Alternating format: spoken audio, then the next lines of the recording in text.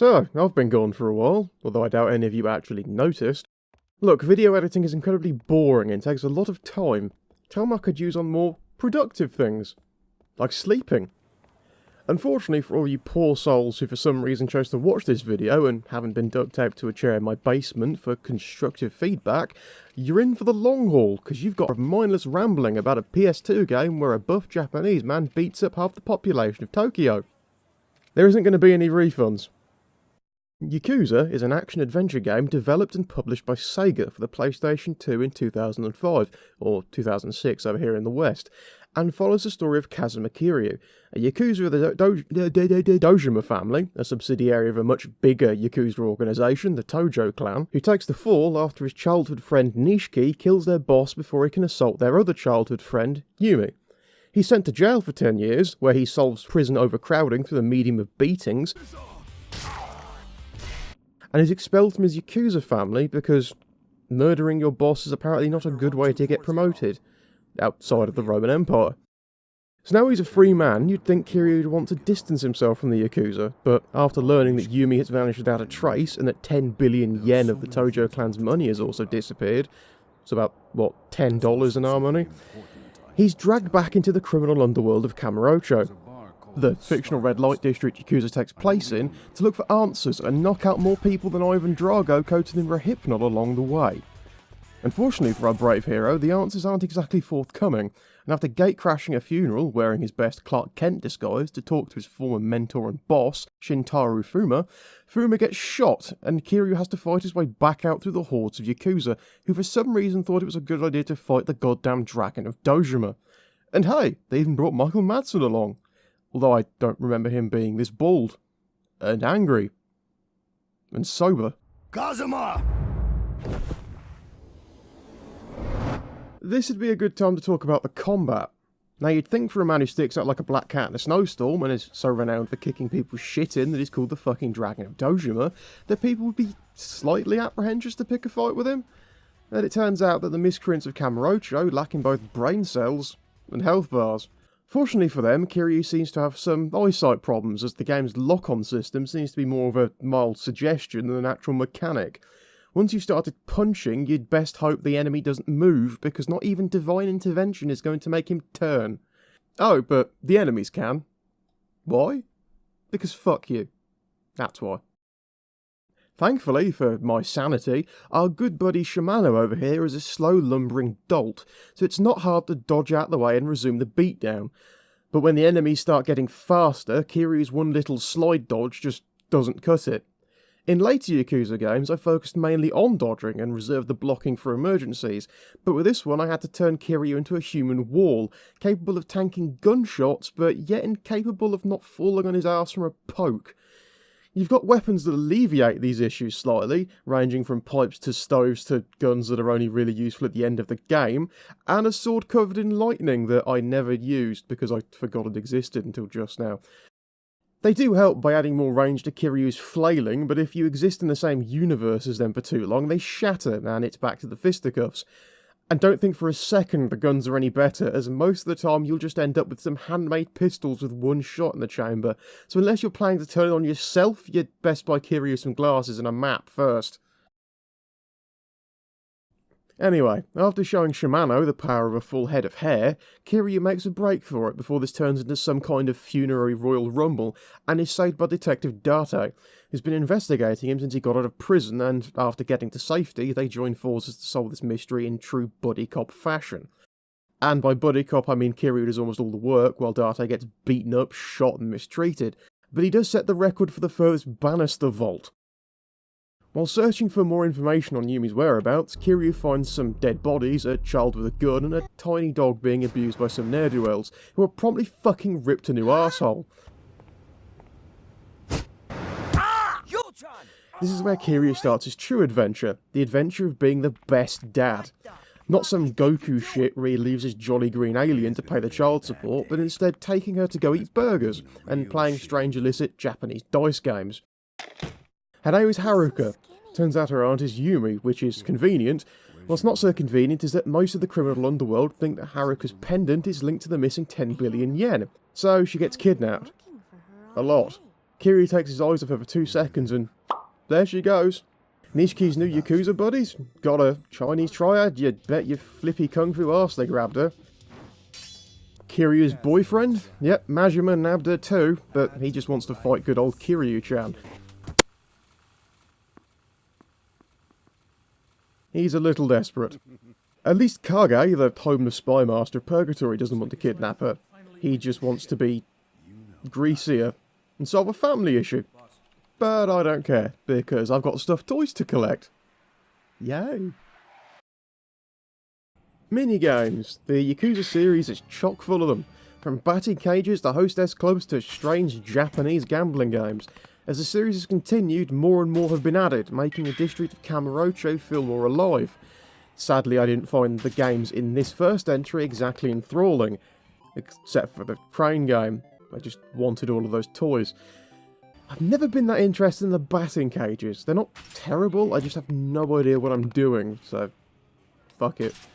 I suck at gambling games, the casino was a bust before I started, and the hostess clubs take so much money I never even made it to a date before I was selling my suit for some drug money. The toys though, for some reason that just held my interest more than any of the others. That probably says a lot about me, but hey, when you're bored of stopping little children from winning any toys for the next 5 years, you can go join that greasy homeless man's underground Thunderdome. You don't really get anything from it, but it's extra XP, so who cares?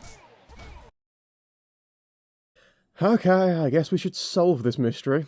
So surprise, Fuma's not dead, and he reveals that Yumi is actually Haruka's mother. See, she came down with a bad case of amnesia after Dojima attacked her and ended up marrying some guy named Jingu.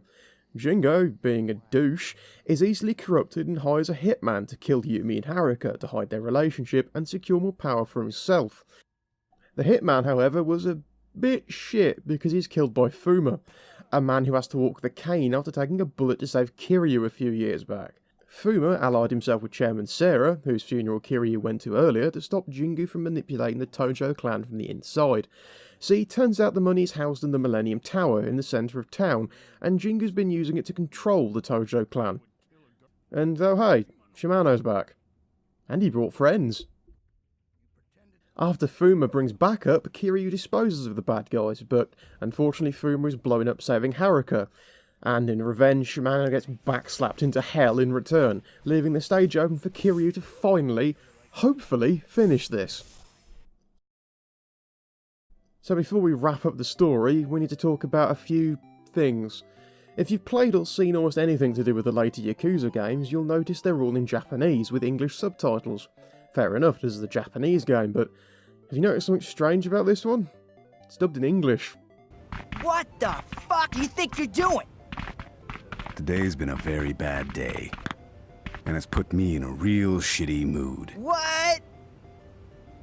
Just your bad luck to have run into me. Oh yeah? Oh god. Our leading man, Kiryu, spends the whole game sounding like he has a tranquilizer addiction, while Jingu sounds like an Alan Rickman impersonator with a massive cold. Now that's not a nice thing to say. Side note, he's voiced by Robin Atkin Downes, a man who's been in so many things I've played, he's probably going to start narrating my life. They did actually get some well-known actors like Mark Hamill as Goro Majima. This is the part where you're supposed to laugh. Laugh, you stupid motherfucker! Cut it out. Who seems to be the only one trying. Where's Hud? And of course the before-mentioned Michael Madsen, who spends most of the game shouting, killing his own men, and shouting some more. Yeah, Shimano's not a very nice man, which thankfully Madsen does decently. While there are some other notable names among the cast, they, like everyone else, sound like they were hired last minute and told to read the lines or they were going to get fucking whipped. The really odd thing is that most of the NPCs you see around Kamurocho, including most of the shop staff, still speak in Japanese, which creates an odd disconnect when they suddenly start speaking English. It makes all the English lines stick out like an air horn in a library, and they all just sound fucking terrible anyway. The music is decent at least, but I can't call it exactly memorable. There's only 2 tracks I can absolutely recall, the combat track I'm just going to call Get Funky,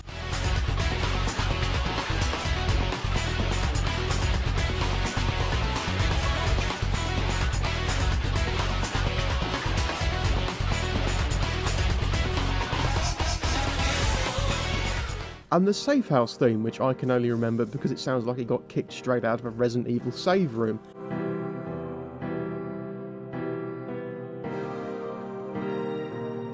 Every time I enter a safe house, I expect zombies to appear at any minute. But we're gonna have to wait for the PS3 for that one. Last thing to talk about before I wrap this up. Nishiki, he's supposed to be the main villain, right? Well, you certainly could have fooled me.